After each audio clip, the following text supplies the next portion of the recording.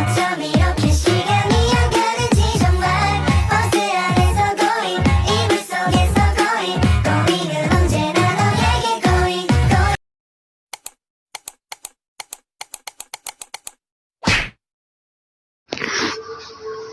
Assalamualaikum warahmatullahi wabarakatuh. Ketemu lagi sama saya Siva Putri Maharani dengan NPM 22411 kelas manajemen 22A. Baik, di sini saya ingin menjelaskan sedikit materi tentang manajemen sumber daya manusia, yaitu penarikan sumber daya manusia, pertemuan keempat. Pengertiannya yaitu penarikan sumber daya manusia atau dikenal juga sebagai recruitment. Dalam konteks manajemen sumber daya manusia adalah proses perekrutan atau pemilihan karyawan baru untuk mengisi posisi-posisi di dalam organisasi atau perusahaan. Tujuan dari penarikan sumber daya manusia adalah untuk menemukan individu yang sesuai dengan kebutuhan, kriteria, dan budaya organisasi, sehingga dapat berkontribusi secara efektif dalam mencapai tujuan perusahaan. Next, ada proses-proses penarikan sumber daya manusia biasanya mencakup beberapa langkah sebagai berikut. Yang pertama, ada perencanaan rekrutmen.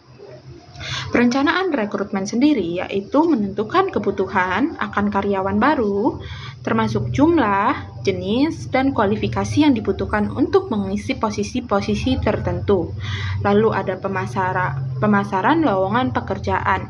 Pemasaran lowongan pekerjaan mempromosikan lowongan pekerjaan melalui berbagai saluran, seperti situs web perusahaan, portal pekerjaan, media sosial, atau agen rekrutmen.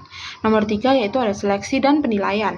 Mengevaluasi calon karyawan melalui wawancara, tes, dan penilaian lainnya untuk memastikan bahwa mereka memenuhi persyaratan dan memiliki kualifikasi yang diperlukan. Next, ada pengambilan keputusan. Memilih karyawan yang paling sesuai dengan kebutuhan organisasi dan menawarkan posisi pekerjaan kepada mereka. Dan yang terakhir ada pengambilan keputusan lagi, yaitu memastikan bahwa karyawan baru mendapatkan orientasi dan pelatihan yang diperlukan untuk menjadi produktif di lingkungan kerja mereka yang baru.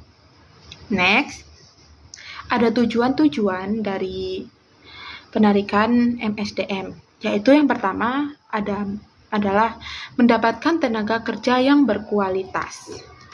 Mendapatkan tenaga kerja yang berkualitas adalah salah satu tujuan utama penarikan sumber daya manusia adalah untuk mendapatkan karyawan yang memiliki kualifikasi, keahlian, dan kompetensi yang sesuai dengan kebutuhan organisasi. Ini akan membantu meningkatkan produktivitas dan kualitas kerja. Nomor 2 adalah meningkatkan kinerja organisasi.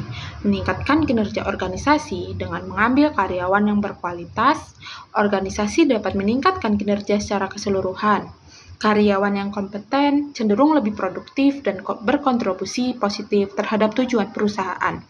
Next, yang nomor 3 adalah meningkatkan diversitas. Penarikan sumber daya manusia digunakan sebagai alat untuk meningkatkan keragaman dalam organisasi. Diversitas dalam tenaga kerja dapat membawa berbagai perspektif dan ide-ide segar yang dapat menguntungkan inovasi dan pemecahan masalah. Next, ada peningkatkan retensi karyawan. Ketika organisasi berhasil menarik karyawan yang cocok, mereka cenderung tinggal lebih lama dalam perusahaan. Ini dapat mengurangi biaya perekrutmen dan pelatihan karyawan baru. Next, kita ada membangun kultur organisasi yang positif. Proses penarikan sumber daya manusia juga dapat digunakan untuk membangun kultur organisasi yang positif dengan mencari karyawan yang sesuai dengan nilai-nilai dan budaya perusahaan. Organisasi dapat menciptakan lingkungan kerja yang harmonis. Next, ada mengurangi kegagalan rekrutmen. Tujuan lain dari penarikan sumber daya manusia adalah untuk mengurangi tingkat kegagalan rekrutmen, yaitu ketika karyawan yang baru direkrut tidak cocok dengan pekerjaan atau budaya organisasi. Hal ini dapat menghemat waktu dan sumber daya organisasi. Next, alasan dilakukan penarikan. Yang pertama ada berdirinya organisasi baru. Lalu ada adanya perluasan kegiatan organisasi. Lalu ada terciptanya pekerjaan dan kegiatan-kegiatan baru, adanya pekerjaan yang pindah ke organisasi lain, lalu adanya pekerjaan yang berhenti, baik dengan hormat maupun tidak dengan hormat sebagai tindakan punitif. Next adanya pekerjaan yang berhenti karena memasuki usia pensiun. Adanya pekerjaan yang telah meninggal dunia. Next, ada beberapa kelebihan dan kekurangan penarikan MSDM. Yang pertama adalah meningkatkan keanekaragaman karyawan. Meningkatkan keanekaragaman karyawan dengan melakukan penarikan sumber daya manusia yang inklusif.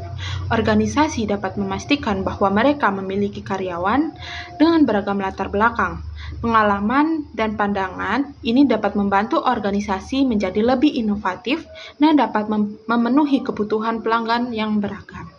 Next, ada menyesuaikan dengan perubahan organisasi. Menyesuaikan dengan perubahan organisasi, proses penarikan sumber daya manusia yang baik memungkinkan organisasi untuk mengisi posisi dengan cepat saat ada perubahan dalam struktur organisasi atau kebutuhan bisnis. Ini dapat membantu organisasi tetap kompetitif dan responsif terhadap perubahan pasar. Next, ada meningkatkan citra rasa perusahaan. Proses penarikan sumber daya manusia yang baik dapat membantu meningkatkan citra perusahaan sebagai tempat kerja yang baik.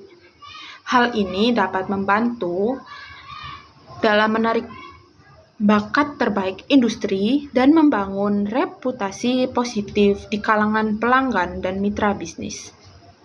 Next, ada meningkatkan kualitas layanan pelanggan. Dengan memiliki karyawan yang berkualitas dan sesuai dengan pekerjaan mereka, organisasi dapat memberikan layanan pelangganan yang lebih baik. Karyawan yang puas dengan pekerjaan mereka cenderung memberikan layanan yang lebih baik kepada pelanggan. Dan yang terakhir, ada meningkatkan daya saing.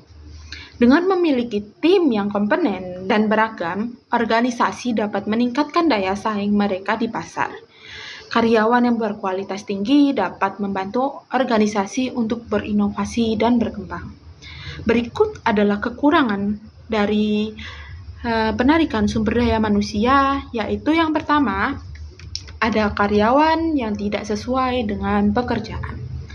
Jika proses penarikan sumber daya manusia tidak berfokus pada kebutuhan dan kriteria pekerjaan yang tepat, organisasi dapat mengalami karyawan yang tidak sesuai dengan peran atau tanggung jawab mereka.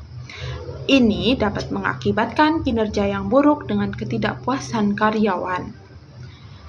Next, nomor 2, yaitu ada tingkat turnover yang tinggi. Tingkat turnover yang tinggi jika karyawan merasa tidak cocok dengan pekerjaan atau organisasi, mereka mungkin meninggalkan perusahaan. Tingkat turnover yang tinggi dapat meningkatkan biaya rekrutmen dan pelatihan, serta mengganggu kontinuitas operasional. Next, ada ketidakcocokan budaya perusahaan. Penarikan sumber daya manusia yang tidak mempertimbangkan budaya perusahaan dapat menyebabkan ketidakcocokan antara karyawan dan nilai-nilai organisasi. Hal ini dapat mengganggu kerjasama tim, komunikasi, dan produktivitas. Nah, next ada kinerja rendah. Karyawan yang tidak sesuai dengan pekerjaan atau memiliki keterampilan yang diperlukan dapat mengalami kinerja yang rendah. Hal ini dapat mempengaruhi produktivitas seluruh organisasi. Next, ada biaya tambahan. Penarikan sumber daya manusia yang buruk dapat mengakibatkan biaya tambahan dalam jangka panjang, seperti biaya rekrutmen ulang, pelatihan tambahan, dan kompensasi untuk karyawan yang tidak cocok dengan pekerjaannya. Dan yang terakhir ada ketidakpuasan karyawan. Karyawan yang merasa tidak cocok dengan pekerjaannya atau organisasinya dapat menjadi tidak puas, yang dapat mempengaruhi moral karyawan dan suasana kerja. Baik, mungkin itu saja yang dapat saya sampaikan, dan bila ada kekurangan, saya mohon maaf. Terima kasih telah menyaksikan video ini. Saya akhiri. Wassalamualaikum warahmatullahi wabarakatuh.